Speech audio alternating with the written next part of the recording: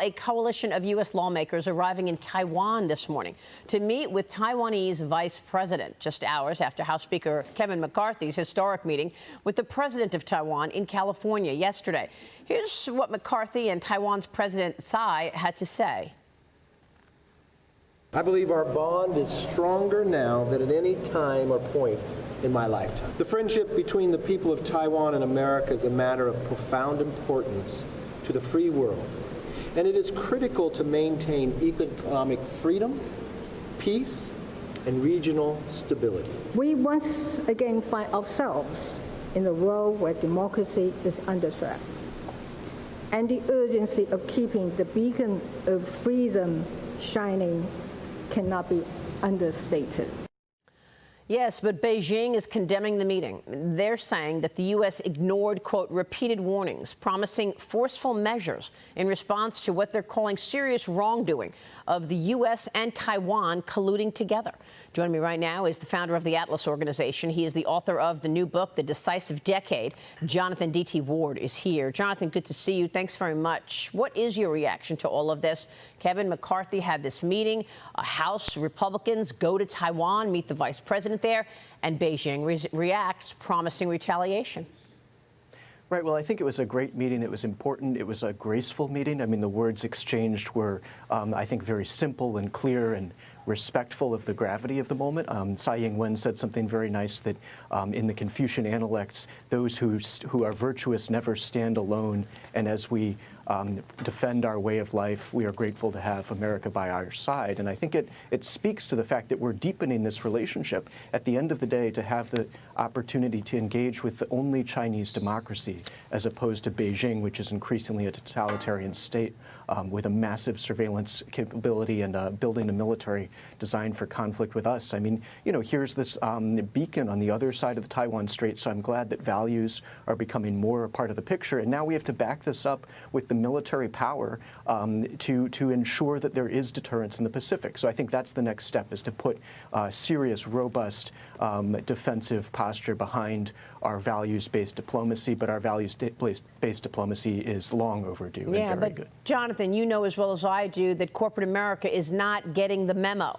They continue to go to China, invest in China. There are a ton of investment funds that have Chinese companies that are tied to the CCP, may very well be military related. House Select Committee on the Chinese Communist Party Chairman Mike Gallagher and a bipartisan group of lawmakers are expected to travel to Silicon Valley today. They're meeting with top executives at Google, Microsoft, other companies to discuss their concerns about China. They'll sit down with the CEO of Apple tomorrow. That's Tim Cook. And they also reportedly met with Disney CEO Bob Iger in Hollywood yesterday, Jonathan. Do you think they're going to get through, penetrate all of the things that you're saying, the warnings about Beijing and its provocative actions? Well, what matters now is that CEOs recognize that they're part of the conversation. I mean, the U.S.-China competition is going to be, you know, fundamentally, I think one of the biggest pieces of the outcome is whether or not our business leaders get on the right side here. So it's important that this delegation that on the one hand is having this historic meeting with Tsai Ing-wen is also going and seeing CEOs like Tim Cook, Bob Iger, and heads of major tech companies. So, you know, bringing them into the conversation, I think, is the important part. Let's start there. I mean, they have to understand this from a national security perspective. They have to understand this from a national interest perspective. And ultimately, shareholders are going to have to decide and realize that China exposure is China risk. I mean, it's not smart to earn 20% of your revenue from the People's Republic of China as they make, you know, essentially talk about preparing for war in the Pacific and also supporting, you know, Putin in Ukraine. So, you know, they have to get in touch with the geopolitical moment that we're actually going through. You know, our conflicts in the past were often, you know, our business leaders and major industries were a deciding factor and a huge piece of the overwhelming American advantage. So we can't do this without our CEOs and boards. So I think it's absolutely right for Congress to let this be the first of many meetings with American business leaders. Bring them into the picture. Show them that they're part of it. I've been raising the issue of China's most favored nation status for several weeks now. And Kevin McCarthy told Laura Ingraham that, yeah, he's going to pursue revoking that most favored nation status that China holds. Do you expect that to take place? Well, yes, I do think we have to do this. I mean, we built an entire economic relationship with the People's Republic of China on the expectation that that would lead to a totally different outcome. That outcome has not happened. We basically wound up transferring our technology and capital over to a state that is essentially hostile towards America and our allies. So beginning to unwind the mistakes of the 90s and 2000s and even 2010s is going to be part of this. Again, China cannot achieve its vision of victory without our help, without access to our markets, technology, and capital. So we can take that away, but we have to work with the allies, with the alliance system. We need a comprehensive economic grand strategy, and that's what I've laid out in the decisive decade. Well, so, I mean, and start there. You're talking about a decade, but China is moving fast right now. Look what's going on in Beijing right now. Today, the foreign ministers of Iran and Saudi Arabia are in Beijing for their first formal meeting between their top diplomats in more than 7 years after China brokered a deal to restore relations there. This is a historic picture as well. French President Macron also in Beijing for a meeting with Chinese leader Xi Jinping.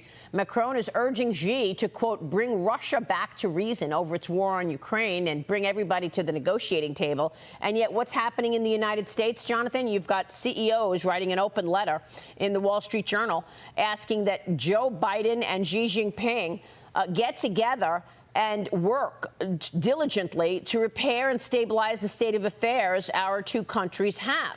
And this is an open letter signed by Hank Greenberg, CEO and chairman of CV Star, and a number of other CEOs. So while you've got China appearing to be a power broker between the Saudis and the Iranians, and China making retaliation predictions and fighting back about these meetings, we've got CEOs continuing to want to work together.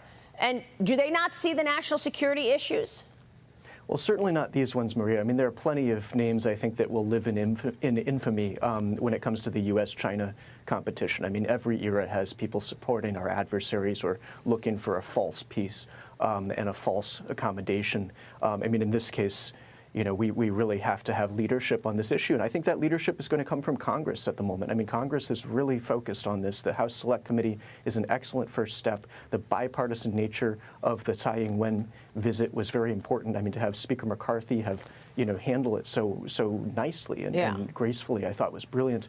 To give a platform to Tsai Ing-wen for her to share, I think, a very heartfelt and important message. And then for Speaker Pelosi to endorse the entire thing and the risk she took last summer. I mean, we are seeing bipartisan leadership here. So even if the White House is slow, even if the CEOs are out to lunch, we need Congress to step up. But we're going to have to make a turn here as a country and begin to realize that this is going to be about economics, military power, and ultimately a diplomatic strategy as well that allows us to reconstruct the world with far less reliance on the People's Republic of China. We can get all of that done if we focus. By the way, the CEOs of the major banks were not on that open letter. J.P. Morgan CEO Jamie Dimon mentioned the China threat in his annual letter.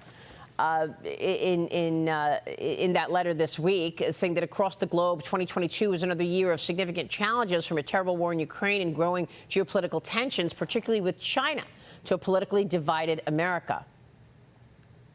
Well, I thought Dimon's letter was actually a real bright spot here. I mean, Dimon seems to have been going through an enlightenment here since the invasion of Ukraine. I mean, the letter here talks about America taking the lead on devising a comprehensive global economic strategy. Okay. That's literally what I wrote in the decisive decade. So, really good to see a leader like him coming around. I mean, this will happen. There will be people that get this and start to see the right side about rebuilding America. It's not just China containment, it's rebuilding this country, rebuilding the alliance system, and rebuilding the global economy so that we do not depend on our adversaries and so that we can ultimately surpass them and make sure they never catch up. So some of what Dimon was saying was speaking to that, and we will see business leaders come around. Right. There will be bright spots out there like this. And there will be others in the free world who also understand this threat as well. We'll keep a spotlight on it. Jonathan, thanks so much.